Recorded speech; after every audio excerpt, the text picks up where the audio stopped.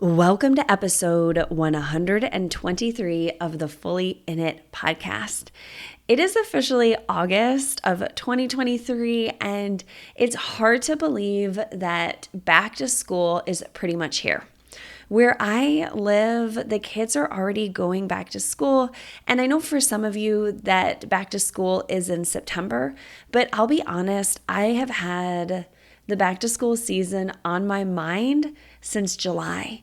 And really, this is just because I have always been the perpetual student. I love school. I love the feeling of back to school. I'm just only bummed that I don't live in an area of the United States or an area of the world where there is a traditional fall and the leaves start to turn and I can wear sweaters and all of that. But I will embrace the parts that I can, which is getting a new planner, thinking about my habits, really bringing some intentionality into our home and our days after kind of being a little bit lax this summer and really having an incredibly laid back rhythm. And I gotta be honest with you, I have been ready for this shift for a bit. And if you listen to my last episode, you know that I've been going through a lot of pivots in my business, and my home life and how I'm leading my family is no exception. Welcome to Fully In It, a show for moms who are called to grow themselves while growing their families. Join me, Kate Saffel, a life and a business coach for moms, a homeschooling mama of 3, and a woman on a quest to show that our lives become even more meaningful when we remember why we are here and what truly matters most. This show is about going fully in it for you and the people you love by showing up powerfully in motherhood, entrepreneurship, in your home life, and for your family vision. Join me for weekly episodes that will inspire you to live intentionally and by your values, to slow down and truly be present to your family life, to make decisions that grow a profitable business without sacrificing anything in the process, and to become the kind of mom and woman you know you're meant to be in this lifetime.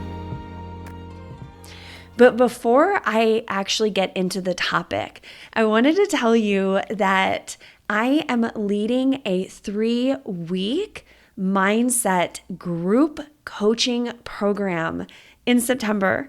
And I always teach mindset in all of my programs, whether that's Expand or with private clients, because it has been a crucial tool that I have used to grow my business to 6 figures and beyond, as well as just to simply believe that what I wanted for my family was possible.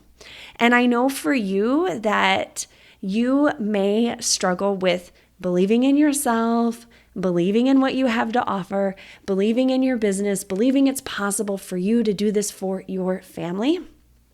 And I wanted to provide the missing link here via this program. So I am going to be teaching in this program brain science, the different mindset tools I have used over the years, and also how to create a habit around your mindset practice so that you see significant progress and growth. The thing that I have always told my clients is that when you fully believe in what you are doing, it makes your goal inevitable, right? That means that you have incredible certainty around what it is that you are doing and what it is that you are creating.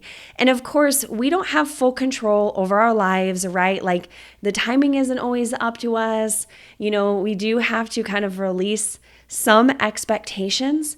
But I got to tell you that if you're finding your strategy just isn't quite working like you want it to, you feel like you're doing all of the things, or you also are wanting to do more in your business, you're wanting to grow it, but maybe you're struggling with your mindset and you're having a hard time showing up for it. Either way, all of these things fall under what you are believing in your mind, and I'm going to teach you how to shift it. So this program is coming very soon. You can actually enroll now at the early bird price of $37, which is crazy because at full price it will be $297.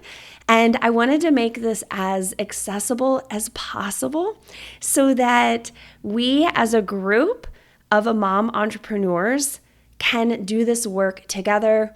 And, it's kind of like the equivalent of like a fast food meal out, right? So I would love to see you in that.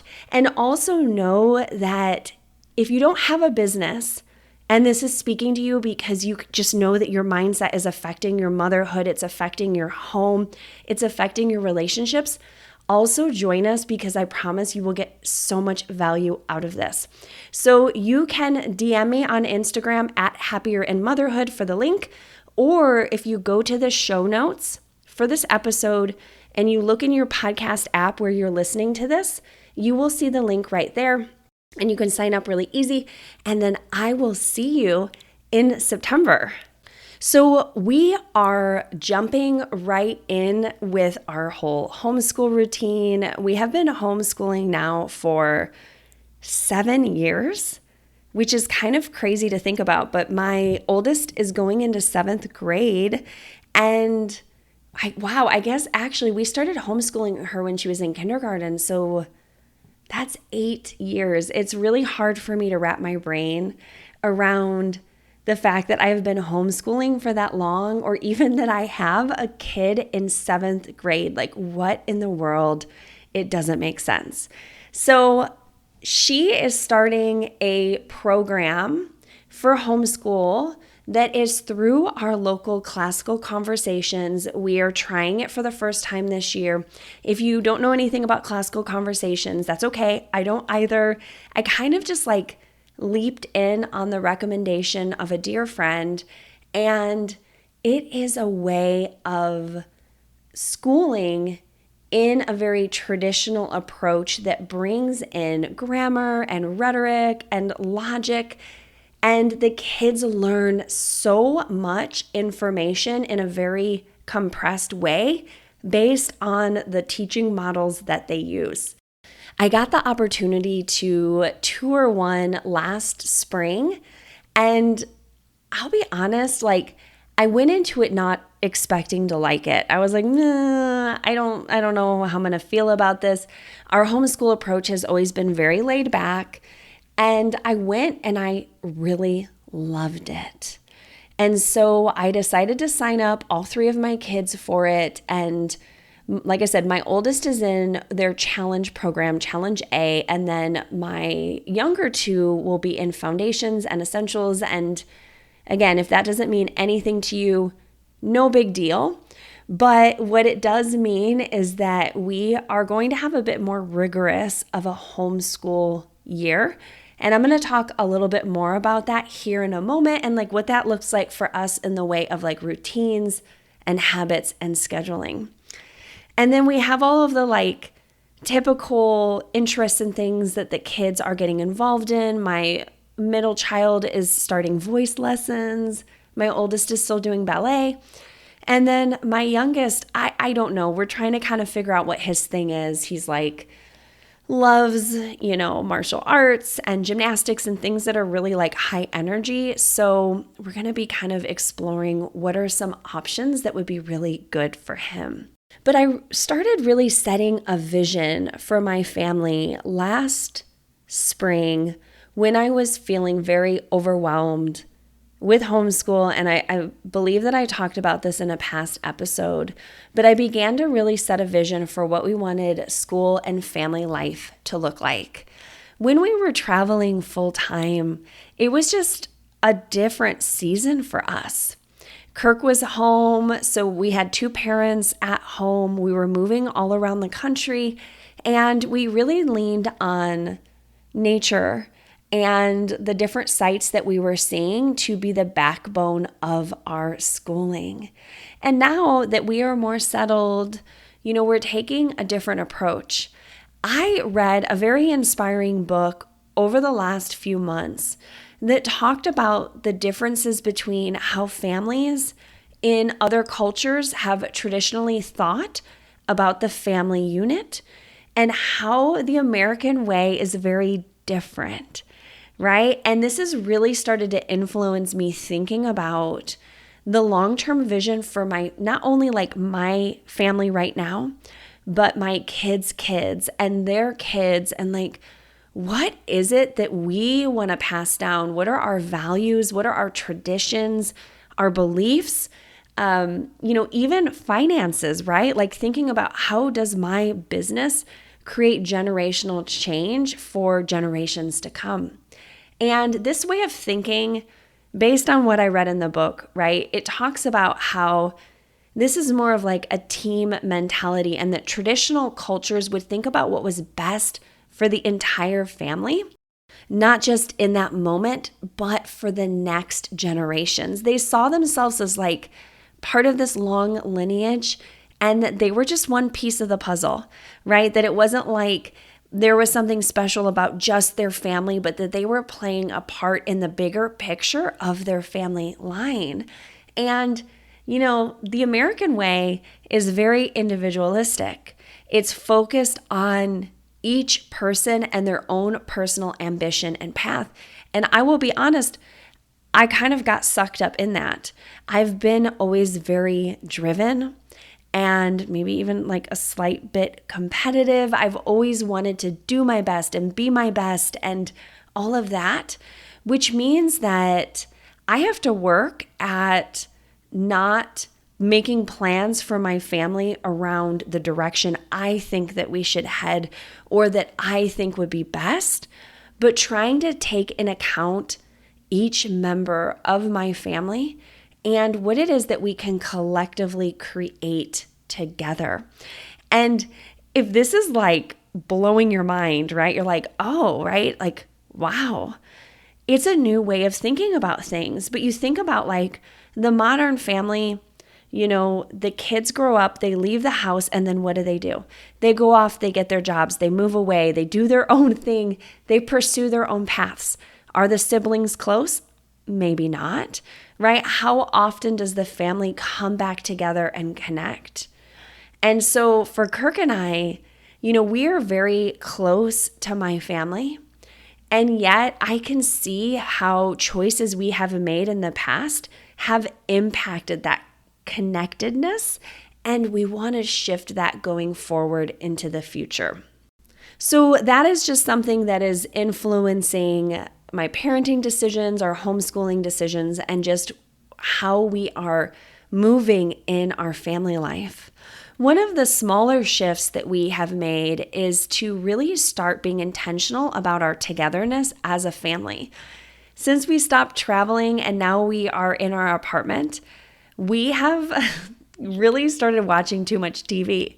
Just being very transparent about that, it has become an easy thing to do. My parents wanted to be really nice when we moved into our apartment. Like have almost never owned a television.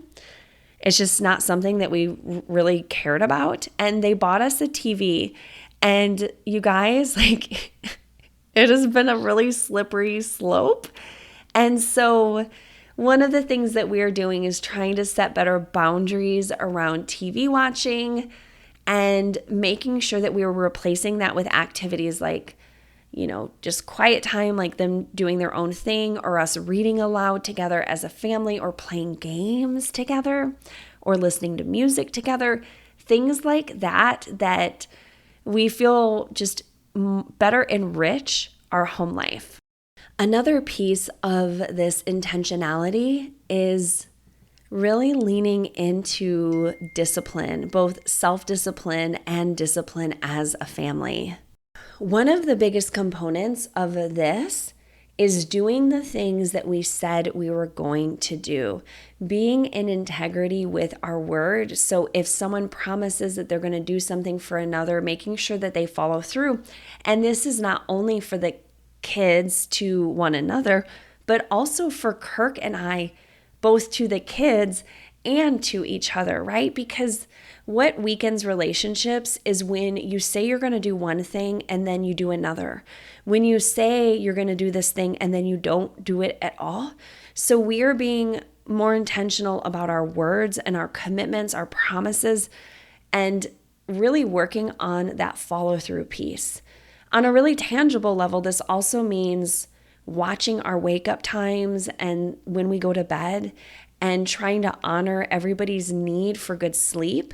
My immune system has been not great lately. I have a cold right now that I just can't seem to kick. And part of this was that there was a period over the summer where Kirk and I were going to bed at midnight every night. And my body does not do well on that. I am a 9 p.m. kind of gal. Even right now I'm recording this, it's 8:48 p.m. and I'm oh, I should be in bed right now. So just working on shifting that, and also that flows into how I am being organized as their mom, right? As mothers, I know dads do this stuff too. So not saying that this is one person over another, but as the mom, I am trying to make sure that I am doing some very loose meal planning and making sure that I am prepping food, that we have plenty of snacks and things in our pantry because we're just getting busier. We're more on the go. And I want to make sure that the kids have what they need nutrition-wise and energy-wise so that we can get through our days and not crash and burn. The other thing, too, that is part of this intentionality as a family is our habit creation. And I love habits. It is something that I have thought a lot about over the last 10 years or so. There's the classic book, Atomic Habits is a really great read. I think Essentialism also touches on this as well. However, I read a book recently called Habits of the Household that really deeply impacted me.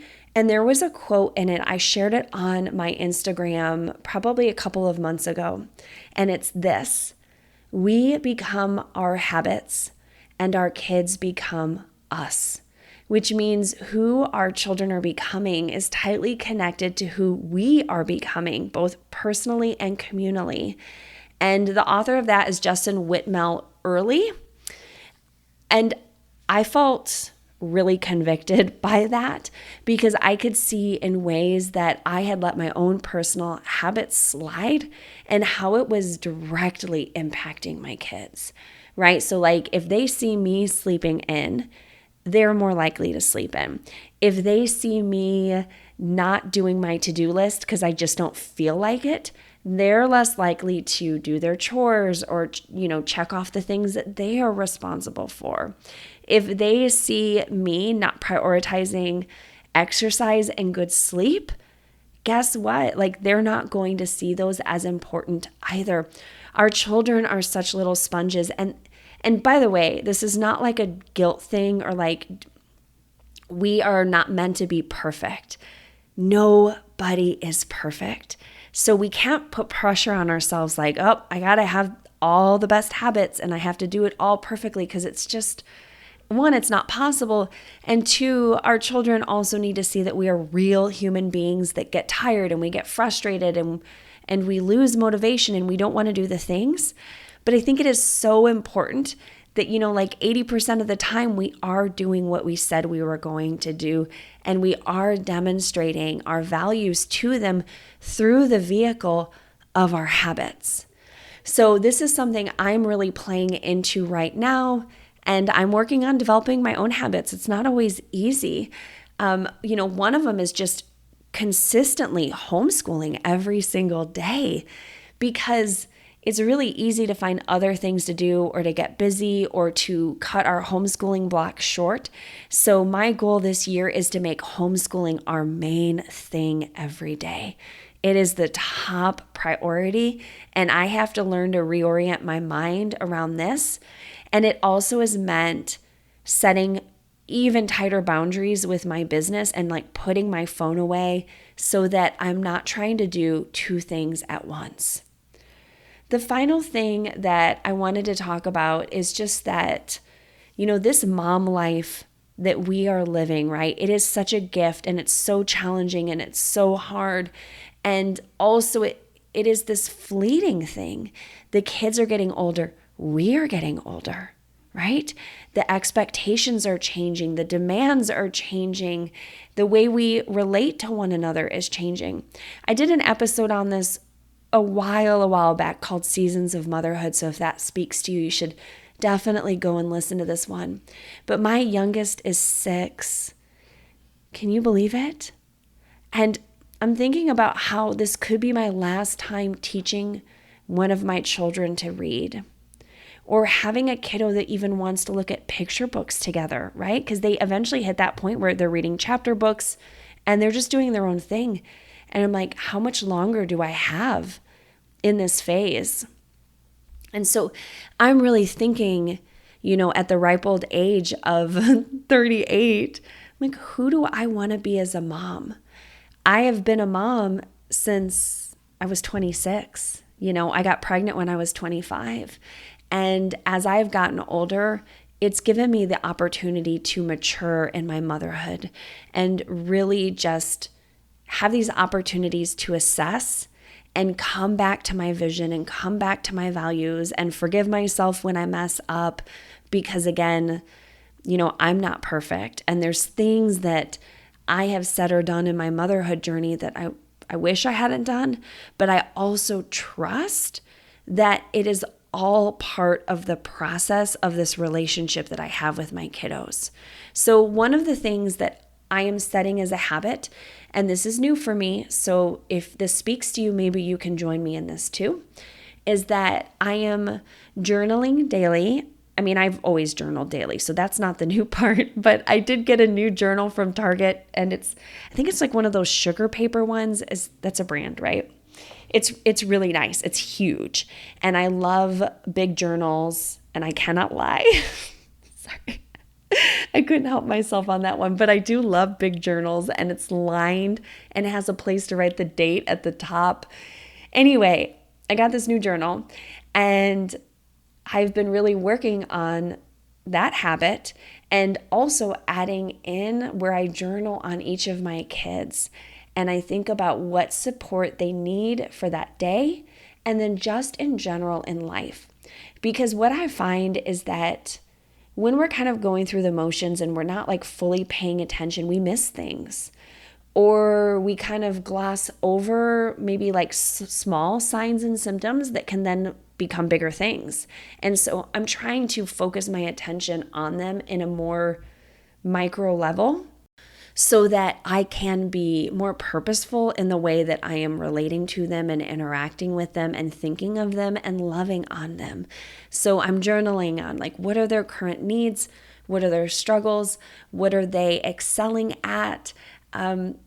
What are they loving and interested in? Whatever it is that I want to keep in mind and remember is what is going down in my journal.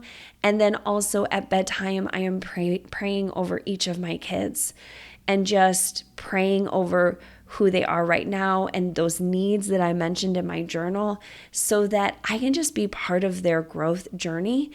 And I think the beauty of this too is it's forcing me to slow down. Because like I mentioned, habits and discipline, they're not sexy and fun, right? Like I'm a very spontaneous person, but at this season of my life, both in business and motherhood, having that discipline and having the habits is so important.